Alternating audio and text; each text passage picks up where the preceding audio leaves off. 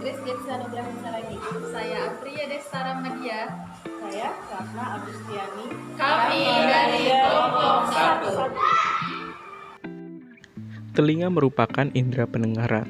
Telinga akan menangkap bunyi yang bergetar di udara yang membentuk gelombang. Telinga kita begitu peka sehingga dapat menginterpretasikan getaran menjadi bunyi.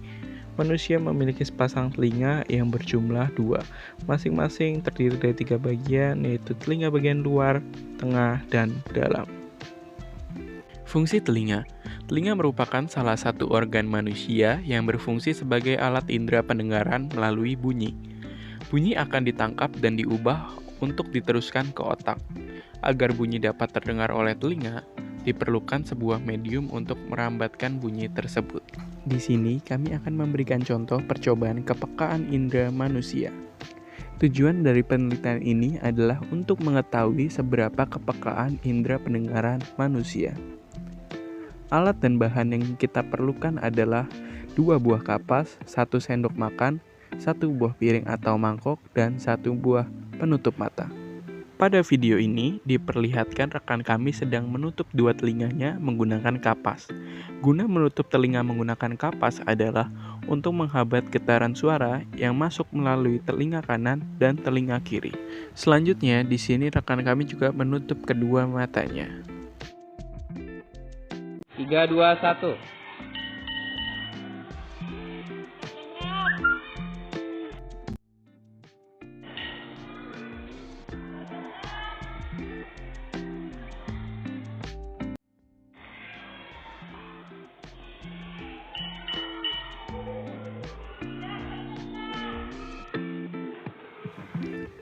Jadi kesimpulannya, pada jarak 3 meter pertama, rekan kami masih dapat mendengar bunyi dari mangkok tersebut.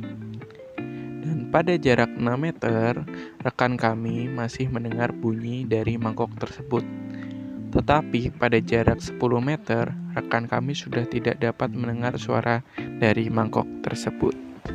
Lalu yang kedua, keras lemahnya bunyi tergantung pada banyaknya sel penerima yang mengirim impuls ke otak. Semakin kuat gelombang bunyi yang dikirim, semakin banyak pula gelombang yang terkirim ke otak. Berikutnya adalah struktur telinga dan fungsi-fungsi telinga. Tujuan penelitian adalah untuk mengetahui bagian-bagian penyusun telinga serta fungsinya. Alat dan bahan penelitian yang kita perlukan adalah gambar struktur telinga. Pada kesempatan kali ini, kelompok kami membuat struktur telinga sendiri. Berikut adalah gambar dari struktur telinga. Pada telinga bagian depan terdapat daun telinga dan saluran telinga. Pada bagian tengah terdapat gendang telinga, tulang martil, serta tulang landasan. Pada bagian telinga bagian dalam terdapat 3 saluran setengah lingkaran, saluran eustachius, rumah siput atau koklea, dan saraf pendengaran. Pengertian. Telinga dibagi menjadi 3, yaitu telinga luar, telinga tengah, dan telinga dalam. Pada telinga luar terdapat daun telinga yang fungsinya untuk menangkap getaran. Lalu yang kedua ada saluran pendengaran yang fungsinya untuk menghantar getaran. Lalu yang kedua, telinga bagian tengah. Terdapat gendang telinga yang fungsinya untuk meneruskan gelombang bunyi dari udara. Lalu yang kedua ada tulang martil, tulang landasan, dan tulang sanggurdi yang fungsinya untuk menangkap getaran dari gendang telinga dan meneruskannya ke membran yang menyelubungi tingkap oval untuk diteruskan lagi ke dalam telinga dalam. Selanjutnya telinga dalam. Yang pertama ada 3 saluran pendengaran yang berfungsi untuk mengetahui posisi tubuh atau alat keseimbangan. Yang kedua saluran eustachius yang berfungsi untuk memasukkan udara ke telinga tengah dan menjadikan tekanan udara di gendang sama dengan tekanan udara di luar gendang telinga. Yang ketiga rumah siput atau koklea adalah saluran spiral yang berbentuk menyerupai rumah siput. Di dalam rumah siput terdapat organ korti yang berisi ribuan sel rambut, sehingga organ korti mampu peka terhadap tekanan getaran. Fungsi getaran yang ada nantinya akan diubah menjadi impuls saraf di dalam sel rambut untuk nantinya diteruskan oleh sel saraf ke bagian otak.